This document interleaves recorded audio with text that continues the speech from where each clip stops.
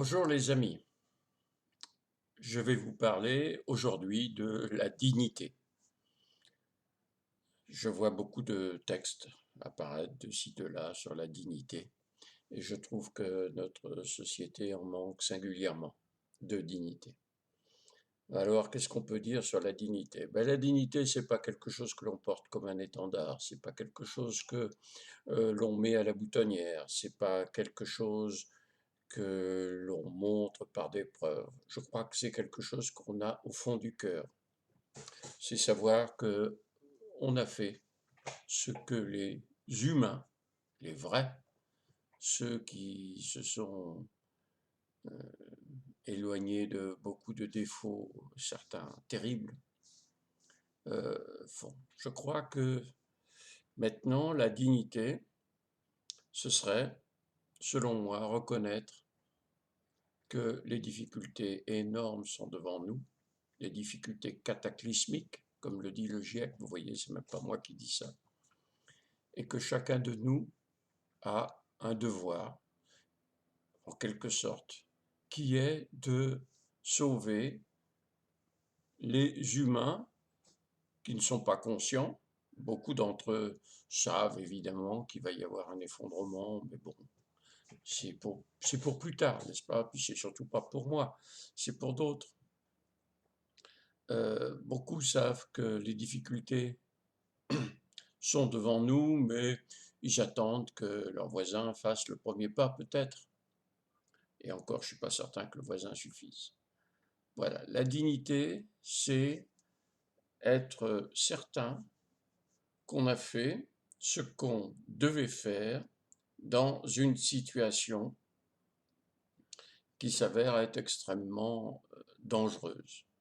Je suppose que si vous passiez à côté d'une maison en train de brûler, que vous entendiez des pleurs d'enfants derrière une fenêtre, bien vous vous précipiteriez pour aller sortir cet enfant.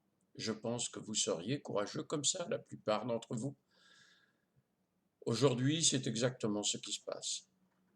Certes, c'est pas aussi rapide qu'une maison qui flambe, mais c'est pire. Mais c'est pire, parce que c'est toutes les maisons qui vont flamber. Alors, je vais peut-être... l'excuse de beaucoup d'entre vous, ce sera «Ah, mais il exagère». Non, j'exagère pas. Non. Ou alors, il faut m'expliquer, parce que je suis idiot et je ne comprends pas. Vous imaginez bien que cette civilisation ne peut pas continuer comme ça. Tous les jours, il y a des nouvelles catastrophiques, alors qui apparaissent en sous-titres. Par exemple, on ne vous a pas beaucoup parlé du gel des plantes au printemps.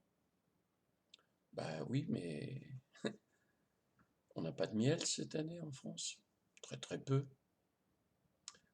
Alors bien sûr, on a du miel qui vient de Chine. Enfin, je ne sais pas si on peut appeler ça du miel. En passant par des tas de pays qui sont nos voisins. Il y en a très peu qui viennent directement chez nous.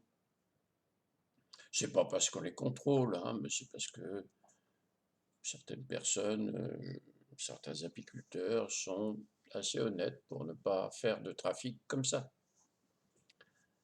Euh, donc on ne vous a pas parlé du gel, pourtant le gel, dans la région de Bordeaux par exemple, le Bordelais donc, hein, qui représente quand même une production assez importante, c'est pas de récolte cette année, enfin très très peu de récolte cette année et quasiment pas de récolte l'année prochaine.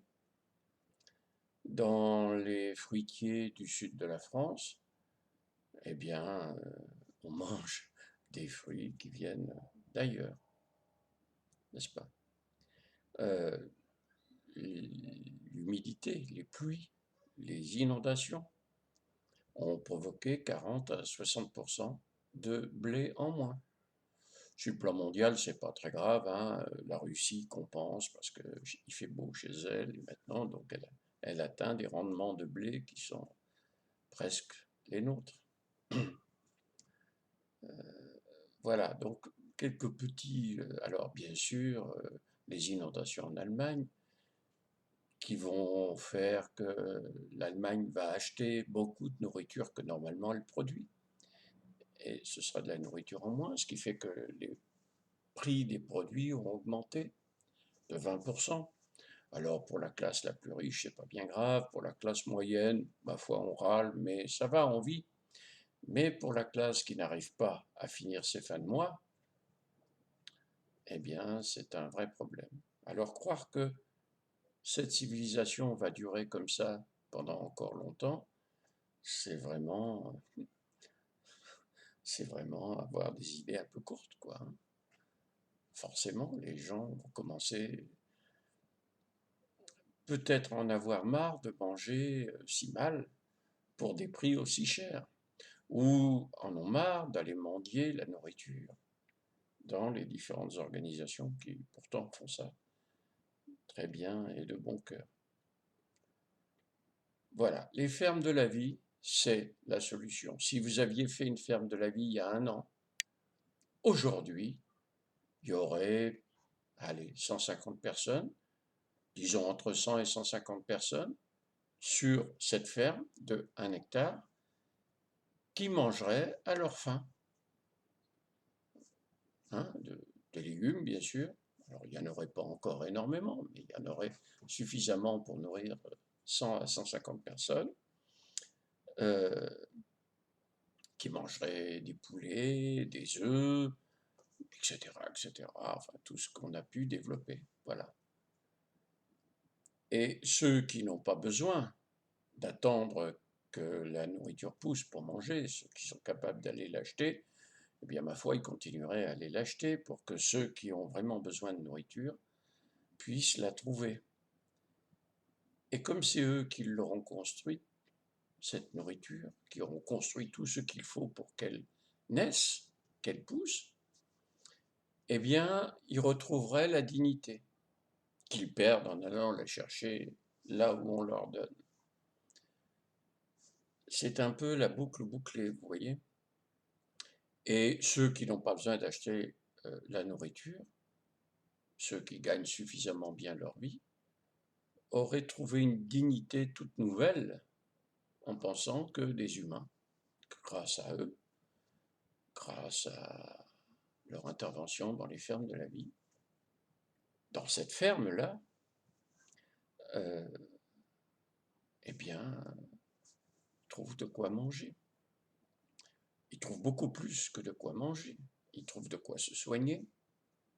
Ils trouvent de quoi éduquer les enfants un peu différemment, en quittant le téléphone portable et en écoutant des conférences que vous pouvez faire. Alors par conférence, j'aimerais bien que ce soit quelque chose de nouveau, qu'il ne soit pas une conférence, qui soit simplement des explications données sur des tas de domaines qui concernent la nature et qui vont impacter ces enfants demain.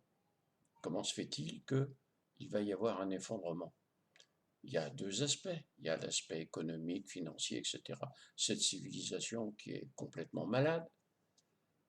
Ceux qui pensent le contraire, ma foi, c'est leur problème. Et puis après, si ça ne suffit pas, attendez, il y a la deuxième vague qui arrive, qui sera la vague du climat, qui est déjà là d'ailleurs, hein, parce que vous n'imaginez pas que les gelées au printemps, même si ça a déjà existé, les gelées au printemps, les sécheresses en août, même s'il a plu, hein, les inondations en Allemagne, en Belgique, etc., tout ça c'est normal, quoi. Ceux qui disent ça, bah, ils sont blindés d'espoir, quoi. Malheureusement, ce sont de faux espoirs, hein. Voilà, on a fait un petit peu le tour de la dignité et des comportements qu'il faut avoir. Je ne vous ai certainement pas convaincu, enfin ceux qui ne le sont pas, sur le fait que l'effondrement arrive. Mais je vous assure qu'il arrive, cet effondrement. On importe aujourd'hui, grosso modo, 50% de notre nourriture, et même un peu plus, hein. Imaginez que les transporteurs fassent grève. Donc les réserves que vous avez dans vos placards, et les réserves que vous allez aller piquer, piller dans les magasins quand il va y avoir la grève va débuter. Ça va vous conduire à combien de temps? Je ne sais pas, mais pas longtemps. Pas longtemps, moins que vous ne l'imaginez. Et si cette grève est un peu dure, et je crois qu'on va rentrer dans les bras de fer un peu durs dès maintenant. En tous les cas, après l'élection présidentielle, c'est absolument certain, parce qu'on ne peut pas continuer à balancer des milliards comme on le fait aujourd'hui pour maintenir les entreprises. Et donc, on va atteindre un niveau de délabrement qui ne sera plus supporté pour les agriculteurs, il paraît. Aucune certitude là-dessus, je ne voudrais pas continuer à promouvoir une fake news, mais il paraît qu'un agriculteur par jour se suicide en France. Bon, d'accord, ils ont le moral dans les chaussettes, mais quand même, je trouve que ça fait un peu beaucoup. Bon, alors, on aura de la chance s'ils continuent à mourir tranquilles dans leur maison, bien cachés. Hein. Voilà. Je vais arrêter là ce petit leitmotiv. En tous les cas, leitmotiv parce que je le répète à longueur de temps. Euh, euh, en tous les cas, les fermes de la vie, c'est une solution. C'est à ma connaissance la seule solution qui permettra de donner un avenir aux enfants, c'est-à-dire de leur permettre de vivre demain comme vous avez vécu dans des conditions plus humaines, enfin comme vous avez vécu dans des conditions beaucoup plus inhumaines, et comme eux, les enfants, pourront vivre dans des conditions beaucoup plus humaines que les vôtres, qui devront bien sûr se préoccuper des attaques de la nature, de l'héritage de cette civilisation, parce que je ne suis pas absolument certain que, par exemple, les centrales nucléaires vont être parfaitement arrêtées quand les gens auront faim. Vous êtes sûr que les gens iront travailler quand leurs femmes et leurs enfants crieront famine? Eh ben, je ne suis pas sûr non plus que les réservoirs qui contiennent des produits chimiques, dont certains équivalent à des bombes thermonucléaires, hein, vont résister des années sans être entretenus, etc. Donc l'héritage de cette civilisation, sans parler des terres, sans parler de tout ça, c'est quelque chose de difficile. Ce que permettent les fermes de la vie, c'est ça, c'est de faire face à tout ça. C'est de faire face à tout ça. Et bien d'autres choses dont je n'ai pas le temps de parler ici. Et donc de donner un avenir le plus heureux possible. Je veux dire humainement heureux, pas technologiquement heureux. Vous n'aurez pas de téléphone portable et pas d'ordinateur. Mais vous aurez les autres humains, vous pourrez leur parler, certains qui vous expliqueront des choses extrêmement intelligentes, beaucoup plus humaines en tous les cas, que ce que font tous ces matériels technologiques. Allez, je vais arrêter là. Les fermes de la vie, c'est la solution, c'est la seule.